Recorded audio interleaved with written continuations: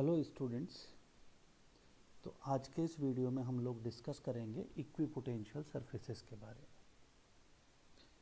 यह आइडिया बहुत इम्पॉर्टेंट है क्योंकि इससे हम रिलेशनशिप इस्टेब्लिश करेंगे इलेक्ट्रिक पोटेंशियल और इलेक्ट्रिक फील्ड के बीच में।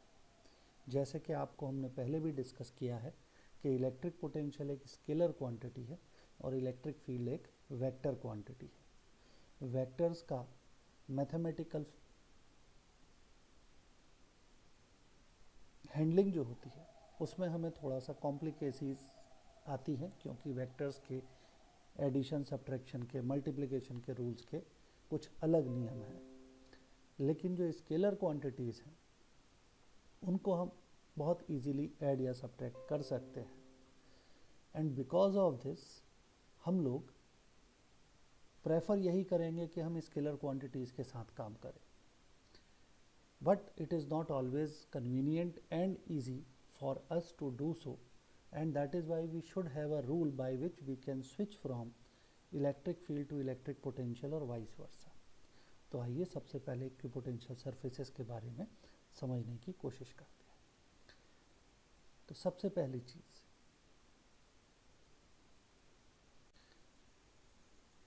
पहली चीज़ है डेफिनेशन क्या होती है इक्विपोटेंशियल सरफेस की।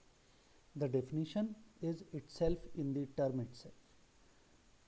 It is a surface at which potential is same at all the points.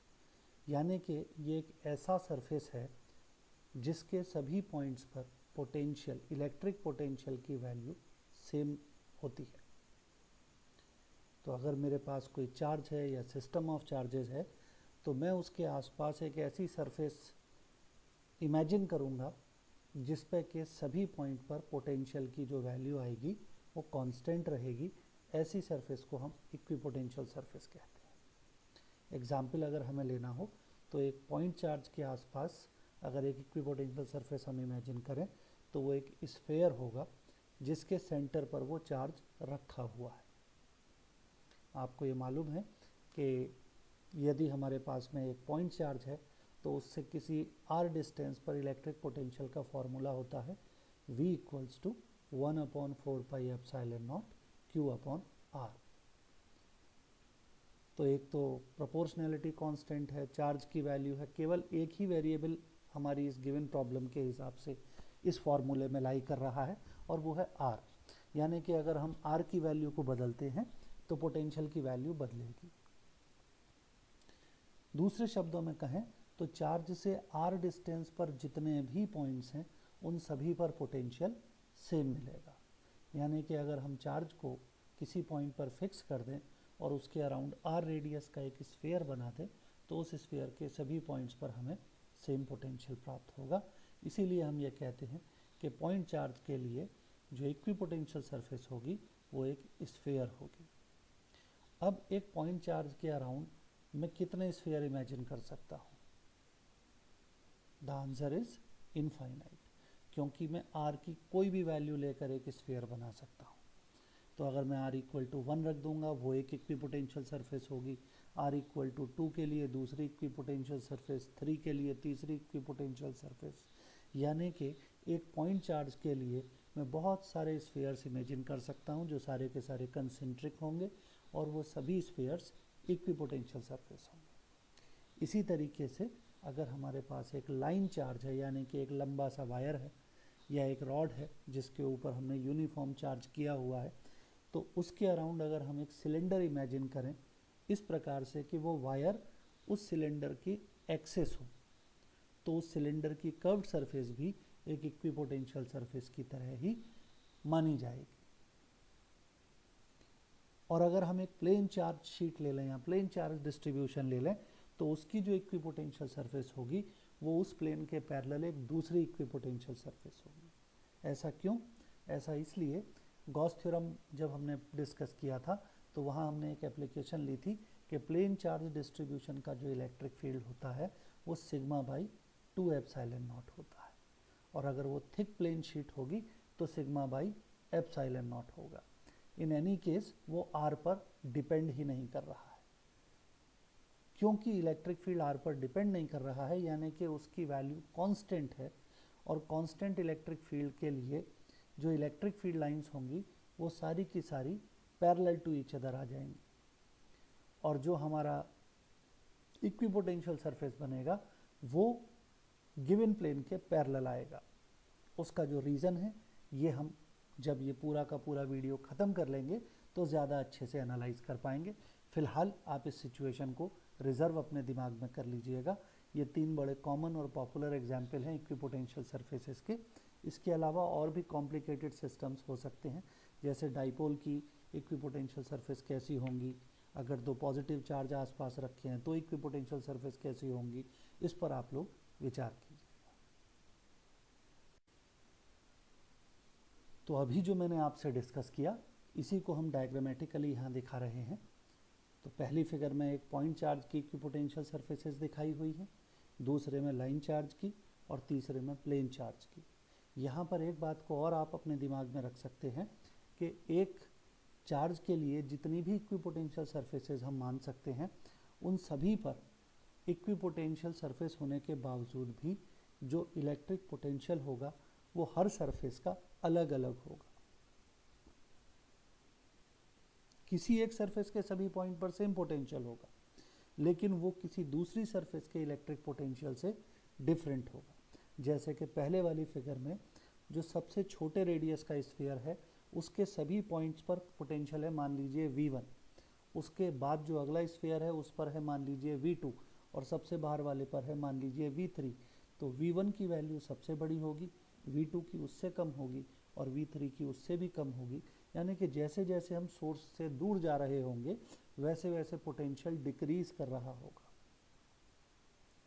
तो इलेक्ट्रिक पोटेंशियल डिक्रीज करेगा, लेकिन एक सरफेस के सभी पॉइंट पर सेम पोटेंशियल मिलेगा। इसी तरीके से जो लाइन चार्ज के लिए हमने दिखाया हुआ है, अंदर वाले सिलेंडर की कर्व्ड सरफेस पर पोटेंशियल ज़्यादा होगा और बाहर वाले सिलेंडर की सरफेस पर इलेक्ट्रिक पोटेंशियल कम होगा। तीसरी जो फिगर दिखाई गई है वो प्लेन चार्ज डिस्ट्रीब्यूशन के लिए 3 इक्विपोटेंशियल सरफेस दिखाई हुई हैं। ये इलेक्ट्रिक फील्ड लाइंस लेफ्ट से आ रही हैं और राइट की तरफ जा रही हैं।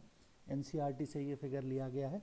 तो इसमें जो लेफ्ट मोस्ट प्लेन दिखाया गया है वहाँ पर मान लिया जाए इलेक्ट्रिक पोटेंशियल V1 है, बीच वाले पर V2 है और राइट साइड वाले पर V3 है। तो V1 की वैल्यू लार्जेस्ट होगी, V2 की उससे कम होगी और V3 की सबसे कम होगी। यानी कि जैसे जैसे हम और आगे जाएंगे वैसे वैसे इक्विपोटेंशियल सरफेसेस तो हमें मिलेंगी, लेकिन पोटेंशियल लगातार डिक्रीज करता चला जाएगा। अब हम एक बहुत इम्पॉर्टेंट रिलेशन को यहाँ पर एक्सप्लोर करने जा रहे हैं। आप सभी ने ये पढ़ा है कि इलेक्ट्रिक फील्ड के अंदर हम इलेक्ट्रिक पोटेंशियल को कैसे डिफाइन करते हैं। तो डेफिनेशन थी, the work done to move a unit positive charge from infinity to a point in electric field without any acceleration is called electric potential. Unit charge को लाने में जो वर्क होगा वो पोटेंशियल है।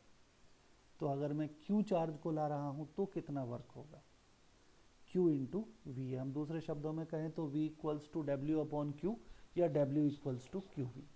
तो अब हम ऐसा मान लेते हैं कि किसी सोर्स चार्ज के इलेक्ट्रिक फील्ड में एक पॉइंट है A और उस पॉइंट पर पोटेंशियल है VA। अब इन्फिनिटी से हम एक चार्ज लेते हैं स्मॉल q और उसे इस पॉइंट A तक विदाउट एक्सेलरेशन लेकर के आते हैं।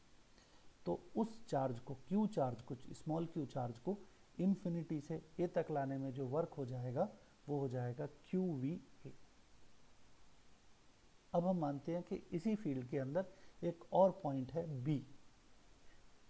सुविधा के लिए हम ऐसा मान लेते हैं कि सोर्स चार्ज O पॉइंट पर है और वहीं से फिर हम थोड़ा आगे जाते हैं तो एक पॉइंट आता है A, थोड़ा और आगे बढ़ते हैं तो एक पॉइंट आता है B, और ऐसे ही चलते चलते हम आगे चले जाएंगे तो पहुंच जाएंगे इन्फिनिटी पर।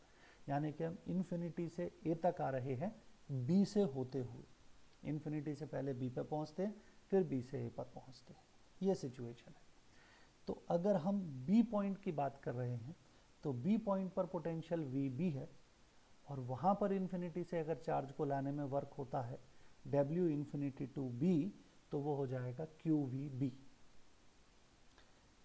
तो अगर मैं आपसे ये कहता हूँ कि total work done to move the charge from infinity to B plus work done in moving the charge from B to A, infinity से बी तक लाने का वर्क फिर बी से ए तक लाने का वर्क, अगर इन दोनों को जोड़ दिया जाए तो हमें मिल जाएगा इन्फिनिटी से ए तक लाने का वर्क।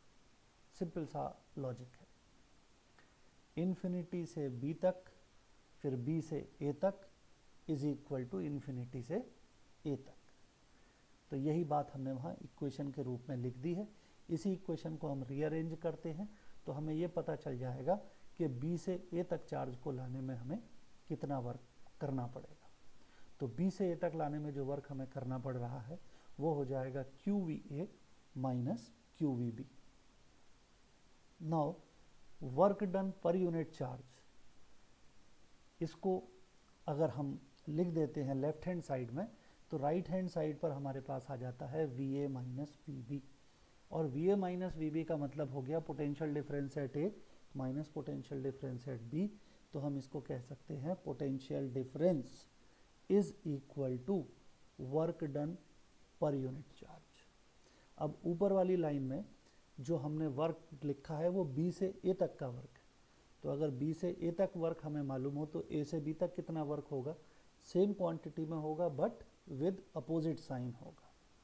तो इसीलिए हमारे पास एक सिंपल रिलेशन आ जाता है VA minus VB is equals to minus of WAB upon Q।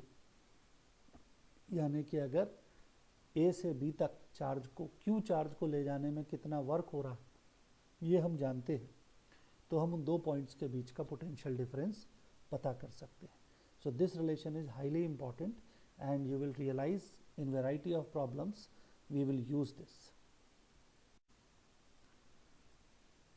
तो अब हम आते हैं कोर इशू पर जिसकी मैंने आपसे शुरू में बात की थी, जिसमें कि हम ये चाहते थे कि हम इलेक्ट्रिक पोटेंशियल और इलेक्ट्रिक फील्ड के बीच में एक रिलेशन इस्टेब्लिश कर सकें।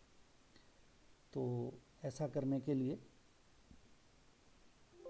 हमने एक फिगर दिखाई हुई है और इस फिगर के अंदर हमने एक सोर्स चार्ज माना हुआ है कैपिटल Q, और इस सोर्स चार्ज कैपिटल Q की दो इक्विपोटेंशियल सरफेसेस दिखाई गई हैं S1 और S2। 2D में दिखाया हुआ है इसलिए आर्क दिखाए हैं, 3D में दिखाएंगे तो सेक्शन ऑफ स्फीयर्स आएंगे। तो ये जो दो इक्विपोटेंशियल सरफेसेस हैं ये S1 और S2 हैं।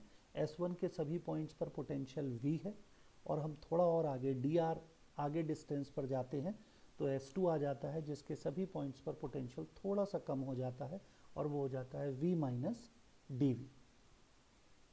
तो अब हम ये कह रहे हैं कि एक चार्ज को Q0 जो कि एक टेस्ट चार्ज है उसे हम S2 से S1 तक लाना चाहते हैं। तो जब हम इस चार्ज को S2 से S1 तक लाना चाहेंगे तो सोर्स चार्ज इसको रिपेल करेगा इन द राइट डायरेक्शन। हम मान रहे हैं दोनों ही चार्ज पॉजिटिव हैं, टेस्ट चार्ज तो पॉजिटिव ही होता है और सोर्स चार्ज भी हमने यहाँ पॉजिटिव माना हुआ है। लेकिन हम इस चार्ज को जब S2 से S1 तक लाएंगे तो जो डिस्प्लेसमेंट होगा वो dr होगा और वो फोर्स के ऑपोजिट डायरेक्शन में होगा। तो वर्क डन होता है फोर्स इनटू डिस्प्लेसमेंट, और जब हम मल्टीप्लाई करेंगे तो वर्क डन हो जाएगा माइनस FDR। और F की वैल्यू क्या है, Q0 E। E क्या चीज़ है, E है electric field in the region. हम ऐसा मान रहे हैं कि ये सरफेसेस बहुत नज़दीक हैं तो इनके बीच में इलेक्ट्रिक फील्ड की वैल्यू में बहुत ज़्यादा चेंज नहीं आ रहा है, तो हम ऐसा मान सकते हैं कि ऑन एंड एवरेज यहाँ पर इलेक्ट्रिक फील्ड की value in between these two surfaces E है। तो फोर्स हर जगह पर Q0 E हो जाएगा, तो वर्क डन हो जाएगा Q0 into E into dr। अभी हमने पीछे डिस्कस किया था वर्क डन पर यूनिट चार्ज पोटेंशियल डिफरेंस हो जाता है VA minus VB is equals to minus WAB upon Q0। तो यहाँ पर भी हमारे पास वर्क डन पर यूनिट चार्ज को dV से रिप्लेस करने की हमें अब सुविधा मिल जाती है। तो हम यदि उसे रिप्लेस कर देते हैं तो हमारे पास आ जाता है E is equal to minus dV by dr, where E is electric field intensity and V is electric potential. तो ये जो एक्सप्रेशन आपके सामने आया है ये एक कॉम्प्लेक्स एक्सप्रेशन है, लेकिन फॉर लॉजिकल एनालिसिस हम इसे सिंपली डील कर लेते हैं। तो अगर ये सही तरीके से लिखा जाए तो लिखा जाएगा E is equal to minus of gradient V। यहाँ पर एक विचार करने वाला प्रश्न ये है कि V एक स्केलर क्वांटिटी है और लेफ्ट हैंड साइड में जो E लिखा है वो वेक्टर क्वांटिटी है। डिफ्रेंसिएशन कभी भी फिजिकल क्वांटिटीज़ के कैरेक्टर को नहीं बदलता है, वो स्केलर को वेक्टर या वेक्टर को स्केलर नहीं बनाता है, लेकिन यहाँ पर ऐसा हो रहा है। तो ऐसा क्यों हो रहा है, इस पर आप विचार कीजिएगा और मुझे फिर इसका जवाब कमेंट बॉक्स में बताइएगा। यहाँ पर जो ये नेगेटिव साइन है ये बहुत ही मीनिंगफुल फिजिकल सिग्निफिकेंस रखता है। क्या रखता है? इस नेगेटिव साइन का मतलब है कि अगर हम इलेक्ट्रिक फील्ड लाइन के अलोंग चल रहे हैं तो इलेक्ट्रिक पोटेंशियल हमेशा ही डिक्रीज करेगा। जैसे कि आपने देखा था इक्विपोटेंशियल सरफेसेस जब हम बना रहे थे तो मैंने आपसे कहा था कि जो प्लेन चार्ज डिस्ट्रीब्यूशन की इक्विपोटेंशियल सरफेसेस थी उनकी इलेक्ट्रिक फील्ड लाइंस लेफ्ट से राइट में जा रही थी। इसका मतलब है जो लेफ्ट में है वहाँ पर पोटेंशियल ज़्यादा होगा और जो राइट में है वहाँ पोटेंशियल कम होगा। क्यों? Because when we move along the electric field line electric potential decreases. E is equal to minus dV/dr. So this minus has very important meaning and it shall always be kept in mind whenever we are dealing with any situation. Properties of equipotential surfaces. The first property is the potential difference between any two points on the equipotential surfaces is zero. The property is obvious. The definition of an equipotential surface says that potential is same at all the points, and because it is so if we pick up any 2 points on the surface of an equipotential surface, irrespective of their difference in terms of distance or angles, the potential difference between them will remain zero. Number 2, the equipotential surfaces of a system cannot intersect each other. This is a very important property that has to be remembered. Suppose we have two equipotential surfaces S1 and S2. At S1 every point has a potential V1 and at S2 every point has a potential V2. I imagine that by contradiction they intersect each other. Then the point of intersection will belong to S1 as well as S2. So what shall be the potential at point of intersection? V1 or V2? So if we consider the situation as true, then at one point we are getting two values of electric potential and that is logically not acceptable. That is why we conclude that two equipotential surfaces of a system can never intersect each other. Work done to move a charge along an equipotential surface is zero. This is again quite obvious. We have derived the relation Va minus Vb is equals to minus Wab upon Q. On an equipotential surface, Va and Vb are always equal because A and B are 2 points on the equipotential surface. So left hand side will be 0 and that means Wab will be equal to 0. This simply means that if I am moving a charge on an equipotential surface, I don't need to do any work. Then electric field lines are always normal to an equipotential surface. This property is again quite interesting and important. Work done is equal to F dot dr and in place of F we can put QE. So work done will be equal to E dot dr multiplied by Q. But we have already discussed that when we move a charge on an equipotential surface, work done is 0. That means Q into E dot dr shall be equal to 0. Q is always a non-zero value, that means E dot dr shall be 0. Now we are not having dr equal to 0 because we are displacing it. E is also not 0 because the point is lying inside the electric field. But E dot dr is coming out to be 0. That simply means that E and dr are perpendicular to each other because two vectors can have a zero dot product if they are perpendicular to each other, provided none of the two are having a zero magnitude. So that justifies this relation. There is another logical answer to the question.